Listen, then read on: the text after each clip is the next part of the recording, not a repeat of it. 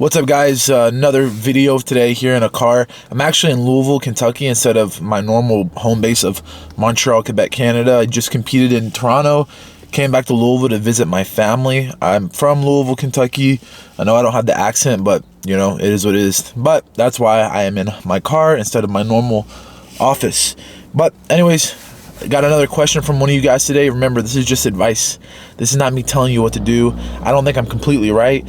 If you guys have better ideas, you guys should leave them in the comments below. Help these people out. Also, if you have a question, please send it in. Please leave it in the comments or wherever. You can even email me and I'll answer the best questions. The question comes from Silas Farley 510. He says, I'm 16 and I've been competing a fair amount, but almost every time I have to do the adult division because there's no one in my division. I feel my skills are at a blue belt level, but I don't think my strength and athleticism are up to par to compete with adult blue belts yet. Any advice? All right, Silas, love the question. Thank you so much for sending the question in. I'll start with some simple stuff. I'll give you the best advice I can. I have 3 really big points written down here on my phone. As always, I like to really think these out instead of just, throwing crap on the wall and hoping it sticks. But I thought about your question for about a day, and this is what I got. And once again, it's just advice. It's not 100% fact or fiction. Number 1 is you gotta lift weights and you gotta get more protein in your body. Now, I'm not a nutritionist. If you can afford a nutritionist, go ahead and do it. When I was a kid, I started wrestling when I was about 13 years old. One of the big things that I did to get a lot stronger, because I was in a weight class that was mostly filled with seniors who were way stronger than me, was I lifted a lot and I tried to eat as much protein as I can. And it sucks because if you can't afford a nutritionist, maybe you can't figure out exactly what your macros need to be, right?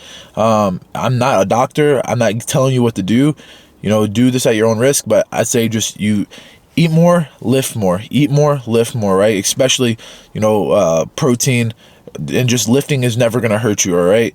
There's a lot of generic lifting programs that you can find online for free. That's how I started. And again, I know someone in here is going to be like, well, you got to lift it like this and lift like this. Man, if you're 16 and your parents can't afford to get you something, doing some generic program is better than doing nothing. Just be careful.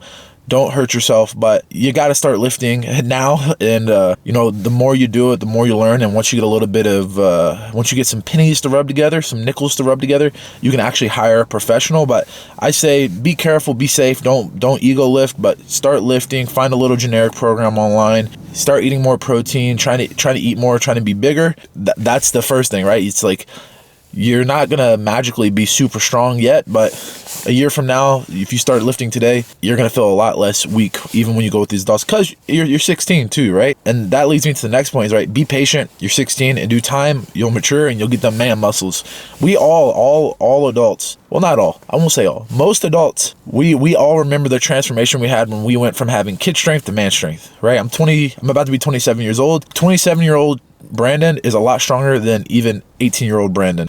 It's just natural. Obviously, I'm lifting and stuff too, but it's like on top of the lifting, you kind of get your old man dad strength. I know I'm not an old man. Someone's going to be like, bro, you're 27. You get my point. You're going to mature. You're going to hit puberty. You're going to get strong. And then these guys aren't going to be able to just beat you from out-muscling you, especially if you're doing the right things like lifting, getting your right amount of proteins, fats, carbs, and just being disciplined, sleeping enough, etc., etc. I know how hard it is when you're a kid, because I was there, where you're like, man, I'm at such a disadvantage against these older guys. When I started wrestling, I had this problem a lot because I was a little chubby fat kid, and I would just get bullied by these big old musclehead, meathead dudes who were like football players who had been wrestling for a long time.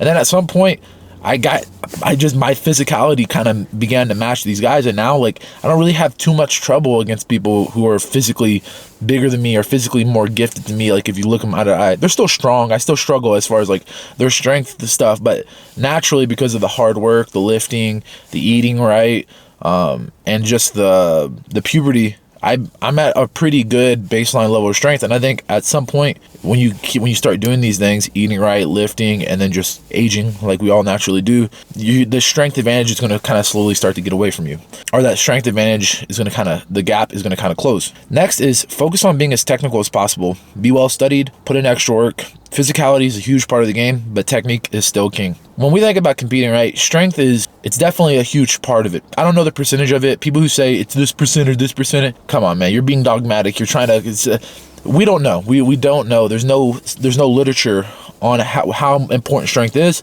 but very obviously strength is very, very important. Just like conditioning is very, very important.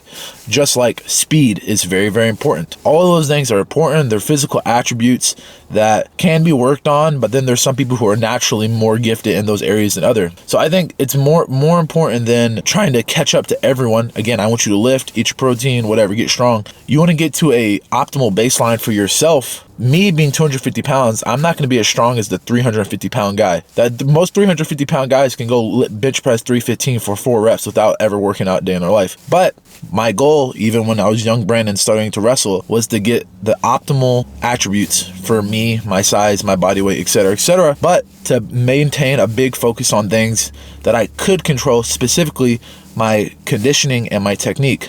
Once again, strength you can work on, speed you can work on, athleticism you can work on, but naturally people are going to be better or have those 3 things a lot better. I want to say better is not the word. They'll have those 3 things at a higher value than other individuals. There is natural athleticism, natural strength, natural speed. You can work on those things the best you can, but one thing that no one can naturally have better than another, or maybe they can, but one thing you can definitely work on is your own conditioning, right? Being able to be a guy who can compete for 6 minutes or 7 minutes or 4 minutes. I don't know how long your matches are at blue belt, to be completely honest with you, but be someone who can compete for 5 matches at that belt level without getting tired. I mean, everyone's going to get tired, but without being the most tired guy. And then focus on being as technical as possible. Technique is a really strange word, right? But focus on playing a game that doesn't require certain specific attributes like strength or speed in order for you to be successful, right? Those things do help. I'm not saying don't use those things. I'm saying try to create a game based around those things and have those things in your back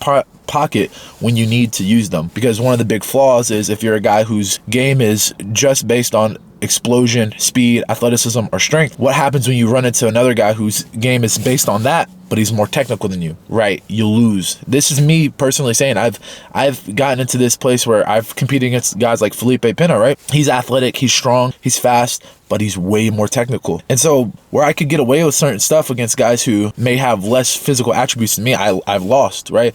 On the other hand, I've also beat guys who had all those things more than me, and I was more technical, and I beat them. It's the reality of it. Try to focus on being as technical as possible, being very well studied, and doing your best to get as good at jiu-jitsu as you can, as fast as you can, or well, not let's say fast, just as long as you do jiu-jitsu. Just try to be as technical as possible. So just to kind of recap, because I know I ramble a lot in these videos, lift weights, get your protein in, be patient. You're 16, in due time, you're going to mature and get them man muscles, and be focused on being as technical as possible. Be well studied, put in the extra work. Physicality is a huge part of the game, but technique is still king. Hopefully that helps. Again, I'm not saying that I'm right with these answers. You guys might have better advice for the kid. Leave it down in the comments below. And if you guys have any other questions, please leave it down in the comment below. I'm curious to hear. Be as specific as possible.